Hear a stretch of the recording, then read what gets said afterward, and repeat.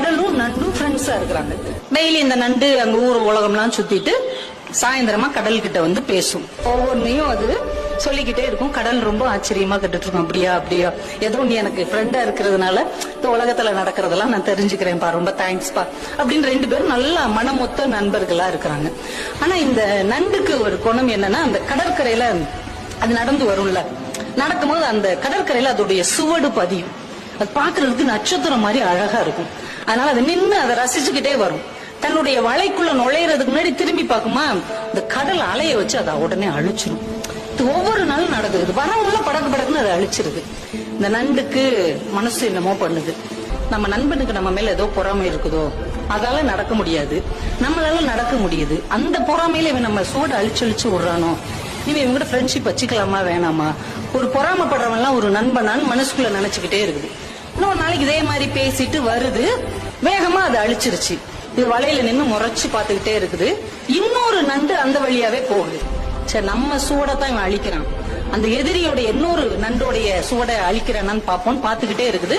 அந்த நண்டோடைய சுவடை இதை அழிக்கவே இல்லை. அந்த நண்டு ஹாயா நடந்து அந்த பக்கம் இருக்கிற ஒரு வலைக்குள்ள போகுது. இதுக்கு செம்ம காண்டாயிருச்சு. உண்மையிலேயே இவன் நம்ம மேல மட்டும்தான் பொறாமப்படுறான் அப்படின்னு நினைச்சுக்கிட்டு இருக்கும் போதே அந்த வழியா ஒரு நரி வருது. இந்த நண்டு நடந்து போன அந்த சுவடு இருக்கு இல்லையா, அதை அப்படியே ஃபாலோ பண்ணிக்கிட்டு போய் வலையில இருக்கு, வேகமா அதை அழிச்சிருச்சு. இது வலையில நின்று முறைச்சு பாத்துக்கிட்டே இருக்குது. இன்னொரு நண்டு அந்த வழியாவே போகுது. சரி, நம்ம சூடத்தான் இவன் அழிக்கிறான், அந்த எதிரியோட இன்னொரு நண்டோடைய சுவடை அழிக்கிறான்னு பாப்போம்னு பாத்துக்கிட்டே இருக்குது. அந்த நண்டோடைய சுவடை இதை அழிக்கவே இல்லை. அந்த நண்டு ஹாயா நடந்து அந்த பக்கம் இருக்கிற ஒரு வலைக்குள்ள போகுது. இதுக்கு செம்ம காண்டாயிருச்சு. உண்மையிலேயே இவன் நம்ம மேல மட்டும்தான் பொறாமப்படுறான் அப்படின்னு நினைச்சுக்கிட்டு இருக்கும் போதே அந்த வழியா ஒரு நரி வருது. இந்த நண்டு நடந்து போன அந்த சுவடு இருக்கு இல்லையா, அதை அப்படியே ஃபாலோ பண்ணிக்கிட்டு போய் வலையில இருக்கிற நண்டை கவக்குன்னு பிடிச்சு தின்றுச்சு. இப்பதான் இந்த நண்டுக்கு ஒரு விஷயம் புரிஞ்சது. தன்னுடைய நண்பன் தன் சுவடுகளை அழிக்கவில்லை, தன்னுடைய வாழ்க்கையை காப்பாற்றி இருக்கிறான் என்ற உண்மை புரிந்தது. உடனே ஓடி வந்து மறுபடியும் அந்த கடற்கரையில் எழுதுச்சு, முன்பே காப்பான் அன்பே நட்புன்னு எழுதுச்சு.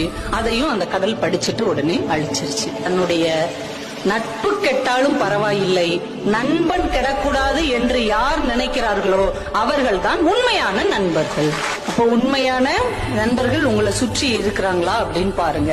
அப்படிப்பட்ட உண்மையான நண்பர்கள் உங்களுக்கு அமைந்தார்கள் என்றால் அவர்களை தக்க வைத்துக் கொள்ளுங்கள். ஏன்னா நம்ம வாழ்க்கையில ரொம்ப தடுக்கி விழுகிற இடம் இந்த நட்பாகத்தான் இருக்கும். இந்த நட்பு நல்ல விதமா அமைஞ்சிச்சுன்னா நீங்க வாழ்க்கையில வேற உயரங்களுக்கு நீங்க போக முடியும்.